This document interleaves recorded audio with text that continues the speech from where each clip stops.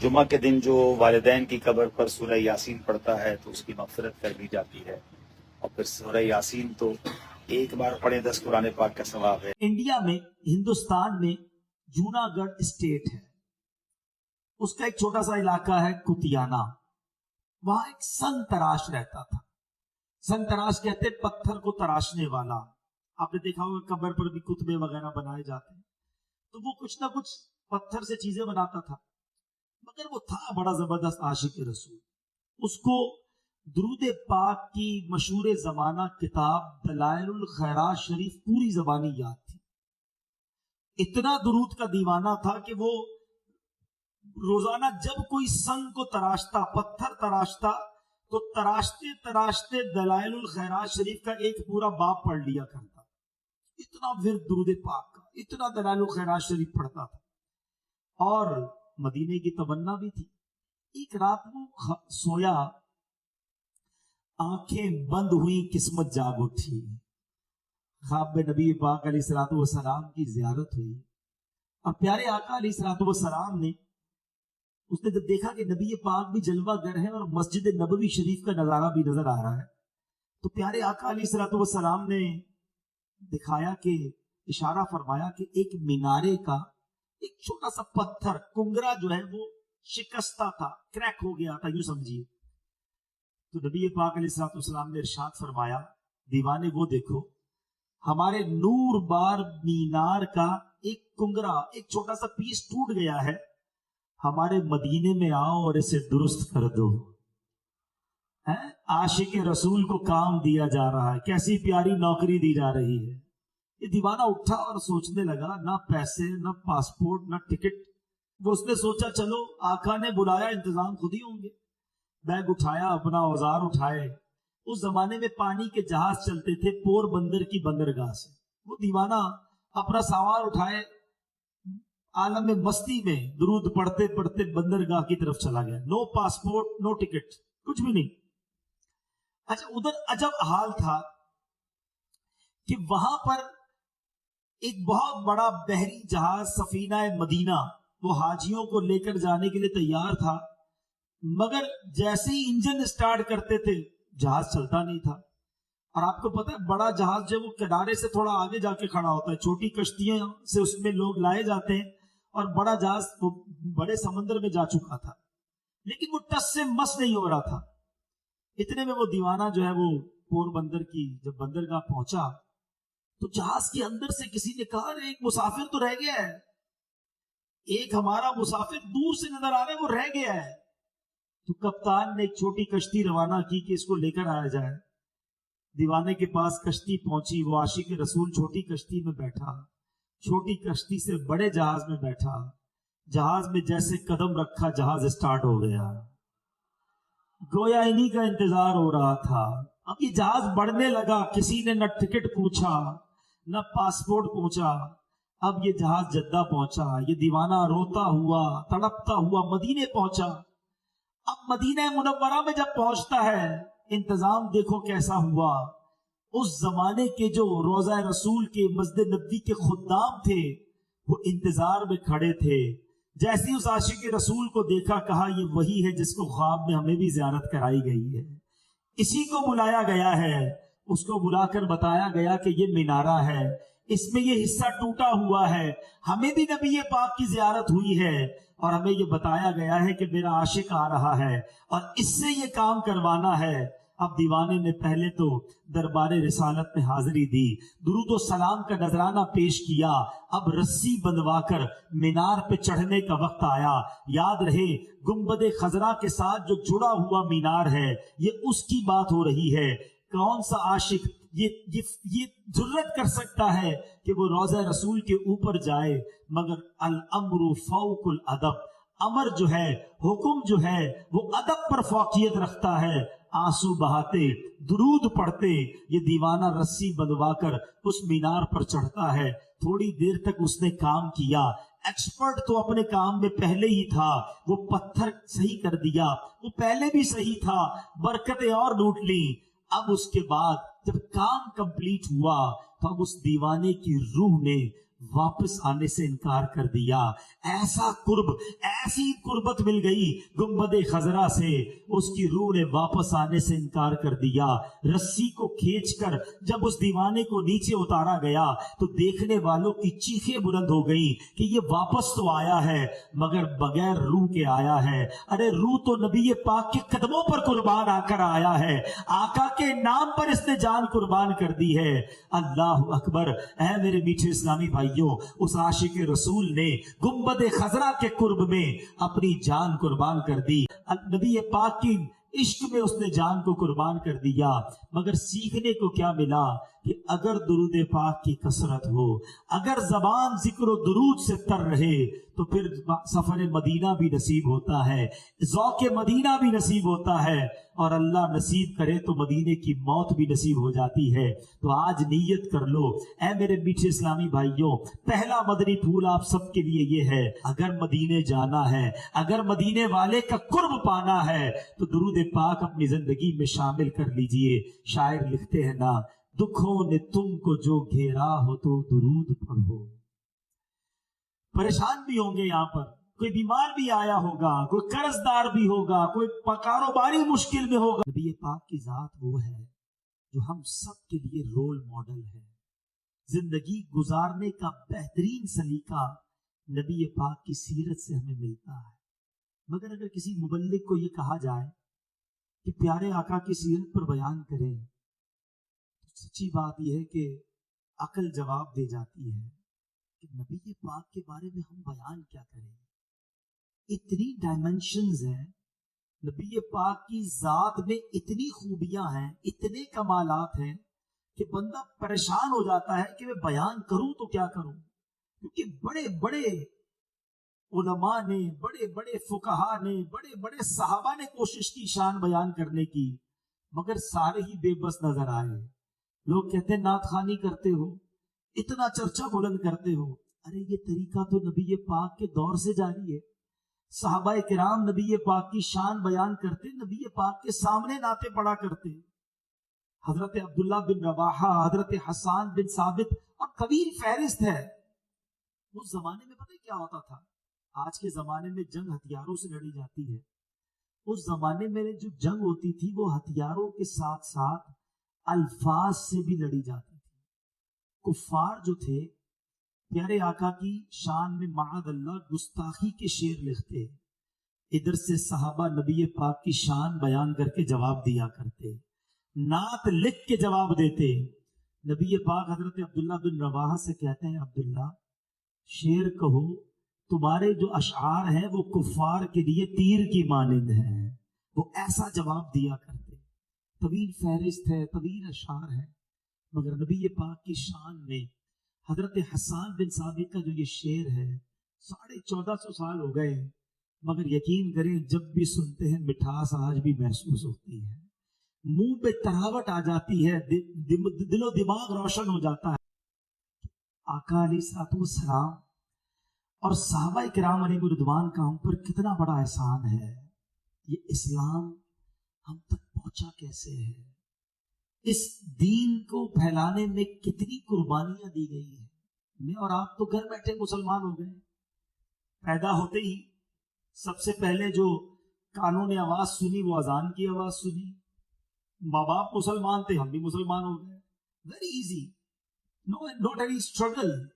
हमने कोई तकलीफ नहीं उठाई इस्लाम कबूल करने के लिए। मगर है लाहौर में रहने वालों, अरब से चलने वाला इस्लाम तुम तक आसानी से नहीं पहुंचा। ये राह बड़ी कठिन थी, इस पे बड़ी तकलीफें नबी पाक ने उठाई है। प्यारे आका ने 40 साल तक मक्के के लोगों के सामने अपना किरदार पेश किया। कैसा किरदार था है? वही मक्के के लोग जो बाद में जाली दुश्मन बने, आका को अमीन कहते थे, सादिक कहते थे, प्यारे आका से ही अपने फैसले करवाते थे। बहुत ऑनरेबल नबी पाक की पर्सनालिटी थी, लोग बड़ा रिस्पेक्ट करते थे। मगर जब पहली वही गारे हिरा में नाजिल हुई, 40 साल की उम्र थी, पहली वही नाजिल होती है और नबी पाक अलैहिस्सलाम को पहला साल बहुत छुप छुपा कर جس کو آپ کہیں اسلام کے جو ادوار ہے نا نیکی کی دعوت کے، وہ 3 دور میں یہ کام ہوا۔ پہلا دور کیا تھا کہ 3 برس تک نبی پاک علیہ الصلوۃ والسلام انتہائی پوشیدہ رازداری کے ساتھ تبلیغ دین فرماتے رہے۔ اب ذرا میں تھوڑا سا نبی پاک کی مبارک زندگی کو ایک جائزے کے طور پر سامنے پیش کرنا چاہتا ہوں، بچے بھی موجود ہیں، ہمیں کچھ معلومات ہونی چاہیے۔ اعلان نبوت یا پہلی وحی کب نازل ہوئی؟ 40 سال کی عمر میں، ٹھیک ہے۔ نبی پاک نے اس دنیا کو اختیار فرمایا 63 سال۔ اعلان نبوت سے لے کر حیات طیبہ کتنے سال ہو گئے؟ 23 سال، ٹھیک ہے۔ پیارے آقا نے 53 سال مدینے میں مکہ پاک میں گزارے۔ اس کا مطلب یہ ہوا کہ اعلان نبوت کے بعد 13 سال نبی پاک مکہ پاک میں رہے اور 10 سال مدینہ پاک میں جلوہ گری رہی، ٹھیک ہو گیا۔ ان 13 سالوں میں جو ہجرت سے پہلے کی یہ انتظار ہے نا 13، یہ سن نبوی کہلائے۔ جب ہجرت کر گئے مدینے میں، اب ایک نیا کیلنڈر شروع ہوا اور وہ ہجری سال کہلائے۔ آج 1441 سن ہجری ہے، تو اس کا مطلب یہ ہوا کہ نبی پاک نے 1441 سال پہلے مکے سے مدینے ہجرت فرمائی تھی۔ جس دن ہجرت فرمائی نا اسی دن سے کیلنڈر شروع ہوا ہے۔ تو یہ جو ہجرت مدینہ کے بعد جو سال ہوئے وہ سن ہجری سال شروع ہو گیا، ٹھیک ہے۔ پہلا سن نبوی، دوسرا سن نبوی اور تیسرا سن نبوی، ٹھیک ہے، یاد رکھنا ہے۔ یہ 3 سال بڑی خاموشی کے ساتھ، رازداری کے ساتھ اسلام کی دعوت دی۔ سب سے پہلے ایمان کون لایا؟ یہ بڑی اہم بات ہے۔ مردوں میں سب سے پہلے سیدنا صدیق اکبر رضی اللہ تعالیٰ عنہ ایمان لائے۔ خواتین میں سب سے پہلے حضرت خدیجہ الکبریٰ رضی اللہ تعالیٰ عنہا ایمان لائی۔ بچوں میں سب سے پہلے مولا علی کرم اللہ تعالیٰ وجہ الکریم ایمان لائے۔ ان تینوں میں کیا بات مشترک ہے؟ سملیرٹی کیا ہے؟ ذرا غور کیجئے گا۔ یہ تینوں وہ ہیں جو نبی پاک کے موسٹ کلوزسٹ تھے، سب سے زیادہ قریبی لوگ تھے۔ حضرت ابوبکر صدیق کی 20 سالہ دوستی ہے نبی پاک کی، جب عمر مبارک 20 سال تھی نا، جب سے صدیق اکبر رضی اللہ تعالیٰ عنہ نبی پاک کی دوستی تھی۔ مولا علی کون ہے؟ نبی پاک کی گود میں ہی آنکھ کھولی تھی، بچپن سے ہی آقا کا دیدار کرتے رہے۔ بی بی خدیجہ کون ہے؟ 15 سال ہو چکے تھے نبی پاک کی شادی مبارک کو، 25 سال کی عمر میں شادی ہوئی تھی، 40 سال کی عمر میں نبی پاک پر پہلی وحی نازل ہوئی۔ یہ تینوں وہ لوگ تھے جو سب سے زیادہ قریب تھے۔ جیسے ہی آقا نے اعلان نبوت کیا، تینوں کلمہ پڑھ کر نبی پاک کے دامن سے وابستہ ہو گئے۔ تو اس سے سیکھنے کو کیا ملا؟ بہت سارے دعوت اسلامی والے موجود ہیں بڑی تعداد میں، جو مذہبی حلیے والے ہوتے ہیں نا، عموماً ان سے لوگ بڑی عزت کرتے ہیں۔ ہمیں لوگ کہتے ہیں جناب ذرا ہمارے لیے دعا کر دیجئے گا، دم کر دیں بچے کو، ہمارے لیے حضور ذرا مغفرت کی دعا کر دیں، اچھی بات، مگر ہم یہ سوچیں کہ ہمارے ساتھ جو باہر کے لوگوں کا برتاؤ ہے وہ ہمارے قریب کے لوگوں کا ہے؟ کیا ہماری فیملی ہم سے متاثر ہے؟ کیا ہمارے بھائی بہن، بچوں کی امی، دوست جو قریب ہیں وہ ہمیں نیک سمجھتے ہیں؟ یہ بڑا گہرا مدنی پھول ہے، غور سے سنو۔ پیارے آقا سے جو جتنا قریب ہوا وہ اتنا دیوانہ ہو گیا۔ آج کسی کے قریب جاؤ تو اس کے عیب سامنے آتے ہیں، ارے میں تو کچھ اور سمجھتا تھا، حضرت تو ایسے ہیں۔ ہم سے باہر والے تو دم کرواتے، دعا کرواتے، کبھی امی نے، ابو نے، بچوں نے، بھائیوں نے دعا کرائی؟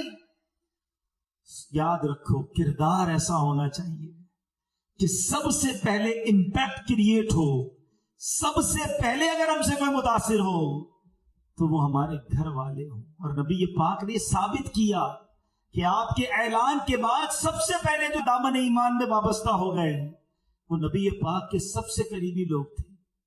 اور حضرت ابوبکر صدیق تو کمال کی ہستی ہیں، جیسے ہی ایمان لائے اسلام کی دعوت شروع کر دی۔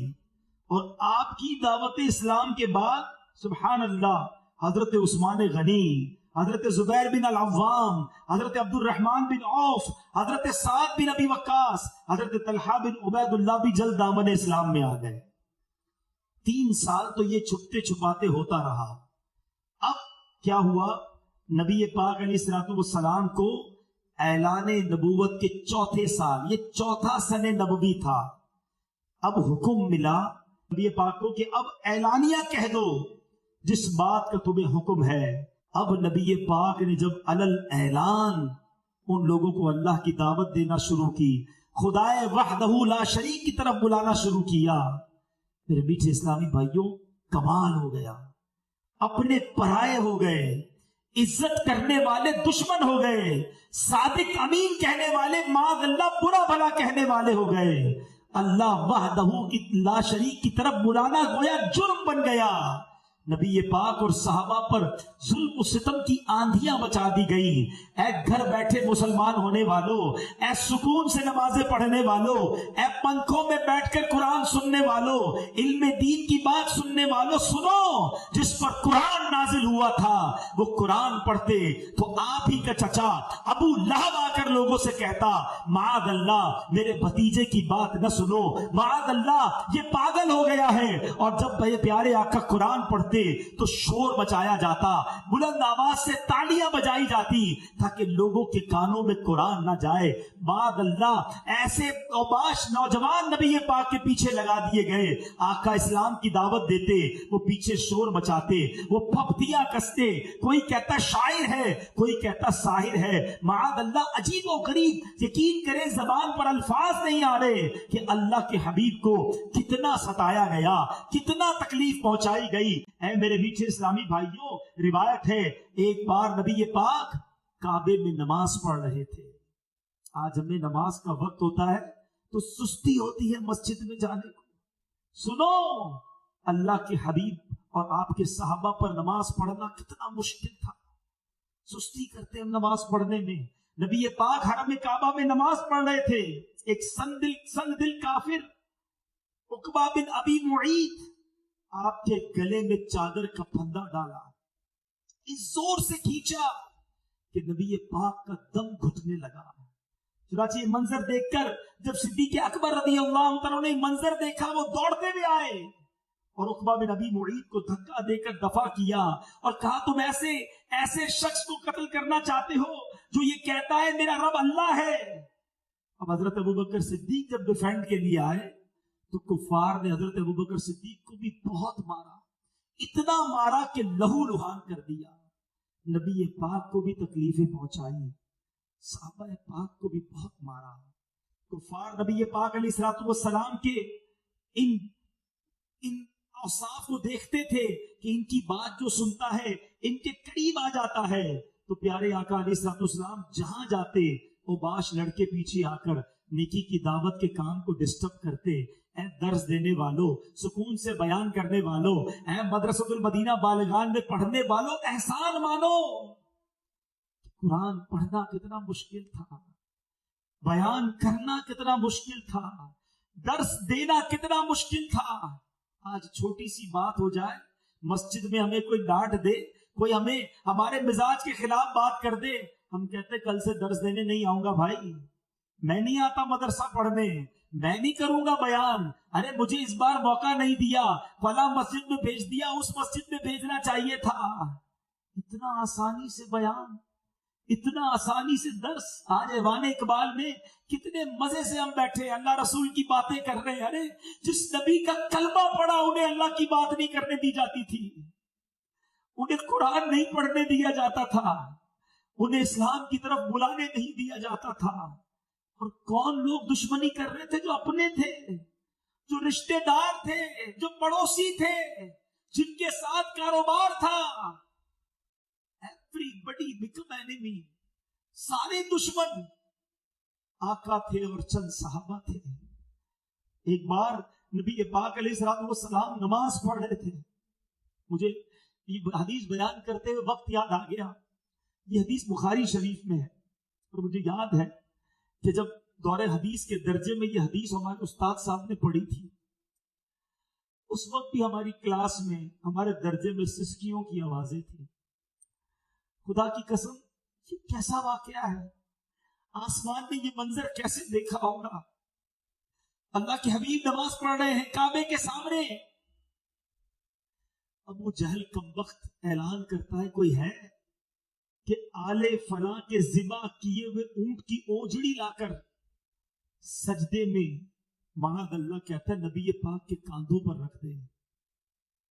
اتنے میں عقبہ بن ابی معید بدبخت اٹھا, وہ ایک جگہ سے اٹھا کر لایا اور نبی پاک کے دوش مبارک پر آقا کے کاندھوں پر رکھ دیا. آقا سجدے میں, اب کوئی اور ساتھ نہیں تھا کہ اسے اٹھا کر رکھ دے.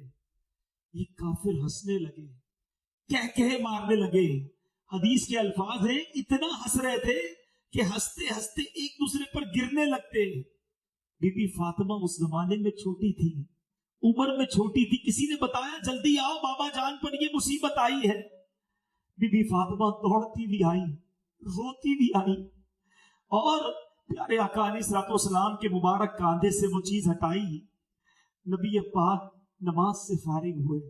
آپ کا دل بہت غمگین تھا, آپ کے قلب اقدس پر بہت تکلیف پہنچی تھی اس واقعے سے. نبی پاک نے کیا کیا, اللہ سے دعا کی.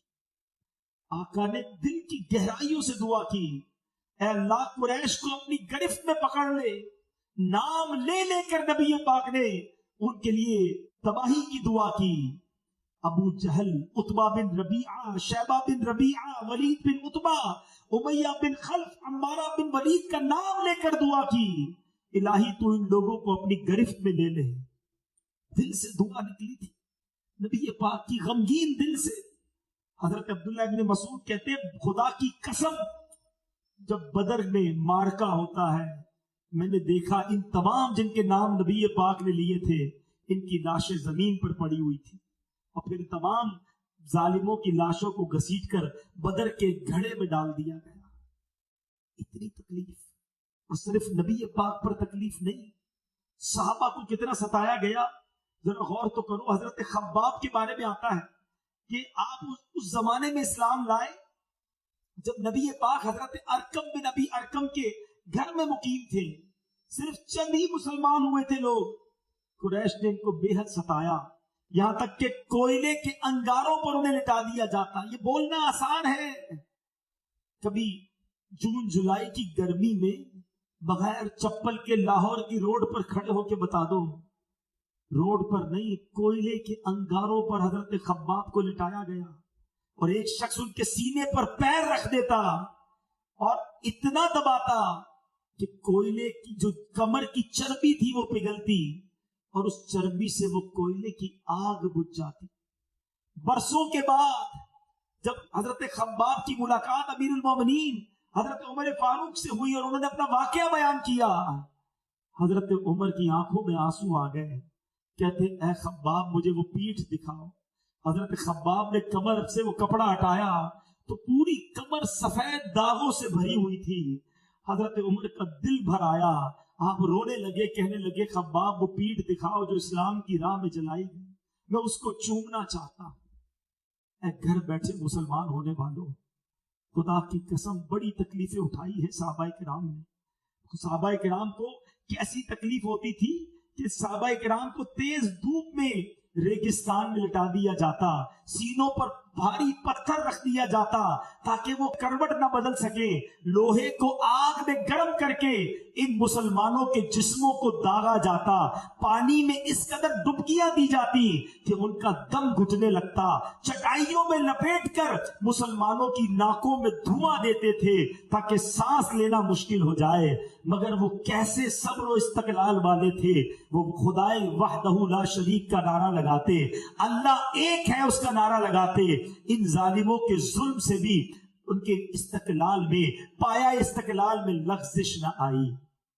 پھر ہجرت حبشہ ہوئی, اس کے بعد شاب ابی طالب ہوتا ہے. 6 سنہ نبوی میں حضرت عمر ایمان لائے, حضرت حمزہ ایمان لائے. ذرا سوچو اے مبلغوں, نیکی کی دعوت دے کر تھک جاتے, کہتا ہے ہمارے علاقے میں کام ہی نہیں ہوتا, درس دے رہا ہوں کوئی آتا ہی نہیں اجتماع میں. پیارے آقا ہیں, 6 سال میں کتنے مسلمان ہوئے پتہ ہے آپ کو؟ حضرت عمر سن 6 نبوی میں ایمان لائے. اس کا مطلب یہ ہوا آپ 40 کا عدد پورا کرنے والے ہیں, تو 6 سال میں 40 لوگ ہی مسلمان ہوئے نبی پاک کی دعوت پر. تو اسلام قربانی مانگتا ہے, دل چھوٹا نہیں کرنا چاہیے. مگر یہ پہلے 40 تو ہو گئے, پھر اللہ نے عروج کیسا دیا کہ جب نبی پاک آخری خطبہ دے رہے تھے, کتنے سالوں بعد, ذرا آپ کیلکولیشن سمجھیں گے, 6 سن نبوی میں 40 مسلمان, 2 سن ہجری میں جب بدر کا مارکا ہوتا ہے 313 مسلمان. یہ 40 سے اگلے 5 سالوں میں پہنچے 313 پر. ٹھیک ہے جناب, اب سال کتنے ہو گئے اعلان نبوت کے؟ 15 سال میں 313, 15 ایئرز میں کچھ خواتین ملا لے تو 400-450 ہو گئے. مگر 8 سن ہجری میں 6 سال کے بعد جب مکہ فتح ہوتا ہے تو 10,000 کا لشکر نبی پاک کے ساتھ ہے. 313 سے 10,000 تک کیسے پہنچے؟ صرف 6 سالوں کے اندر. اور جب مکہ فتح ہو گیا, قرآن نے کیا کہا؟ اذا جاء نصر اللہ والفتح ورأیت الناس يدخلون فی دین اللہ افواجا. فوج در فوج لوگ اسلام میں آئیں گے. 8 سن ہجری میں مکہ فتح ہوتا ہے 10,000, اور 10 سن ہجری میں جب آقا آخری خطبہ دیتے ہیں تو 1,24,000 صحابہ عرفات کے میدان میں موجود ہیں. within 2 years 10,000 سے 1,25,000. شروع میں تکلیف آتی ہے, بلا تمثیل سمجھانے کے لیے کہہ رہا ہوں. جو لوگ دعوت اسلامی کی اوائل سے وابستہ ہیں, پوچھو ان سے شروع میں کام کتنا مشکل تھا. امیر اہل سنت کی کیا قربانیاں تھی, بسوں میں, ٹرینوں میں, اسکوٹر پر, سوزوکیوں میں امیر اہل سنت نے سفر کیا. اللہ سلامت رکھے ہمارے یافر بھائی, منصور بھائی, اور بھی مجھے سینئر اسلامی بھائی نظر آ رہے ہیں. جب لاہور امیر اہل سنت آئے کتنی مسجدیں تھیں ہمارے پاس, کیا تھا دعوت اسلامی میں؟ ارے تکلیفیں اٹھائی, مشکلیں اٹھائی. اور آج عالم یہ ہے کہ 40 سال میں دعوت اسلامی سے کروڑوں لوگ وابستہ ہو گئے. شروع میں مشکل آتی ہے, لیکن جو ثابت قدم رہتے ہیں اللہ انہیں آسانیاں عطا فرماتا ہے, اللہ مدد فرماتا ہے, اللہ فرشتوں کے ذریعے مدد فرماتا ہے. نبی پاک علیہ الصلوۃ والسلام اور صحابہ نے بڑی تکلیفیں اٹھائی. ٹھیک ہے, اب ظالموں نے پتہ ہے کیا کیا؟ 6 سن نبوی میں, پہلے تو 6 سن نبوی میں حضرت عمر بھی ایمان لے آئے, حضرت حمزہ بھی ایمان لے آئے, کچھ جان آ گئی, تب مسلمانوں کو تقویت مل گئی. اب انہوں نے پلان کیا یہ لوگ تو بڑھتے ہی جا رہے ہیں, ان کا بائیکاٹ کر دو, سارے کاروبار بند کر دو, اور ان سے کوئی ڈیل نہ کرے, کھانا غلہ کچھ بھی نہ پہنچائے, کوئی رشتہ داری نہیں, سلام دعا بھی نہیں کرنی ہے. اب کیا ہوا, نبی پاک اور ان کے چند خاندان والے اور جو مسلمان ہوئے تھے وہ ایک درے کے اندر 2 پہاڑوں کے بیچ میں شاب ابی طالب میں قید ہو گئے. گویا کوئی سلام بھی نہیں کر سکتا تھا. انہوں نے کہا خود ہی ہمت ٹوٹ جائے گی, لوگ بھوکے ہوں گے تو اسلام سے منحرف ہو جائیں گے. اللہ اکبر, یہ 3 دن 30 دن 1 مہینے کی قید نہیں تھی, یہ 3 سال گزارے. ہمیں 3 دن کا قافلہ بھاری پڑتا ہے نا یار, وہ بستر نہیں ملے گا, وہ کھانا نہیں ملے گا, گرمی بہت ہوگی. 3 سال تک بغیر کھانے پینے کے, بغیر بستر کے, بغیر گھر کے. اللہ کے نبی بھی موجود ہے, صحابہ کرام بھی. کون کون صحابہ کرام سوچو تو صحیح, سیدنا ابوبکر صدیق, عثمان غنی, مولا علی, حضرت عمر, بڑے بڑے صحابہ کرام. اچھا پھر خواتین, بچے بھی. مگر یہ کیسے صبر والے تھے. اللہ اکبر.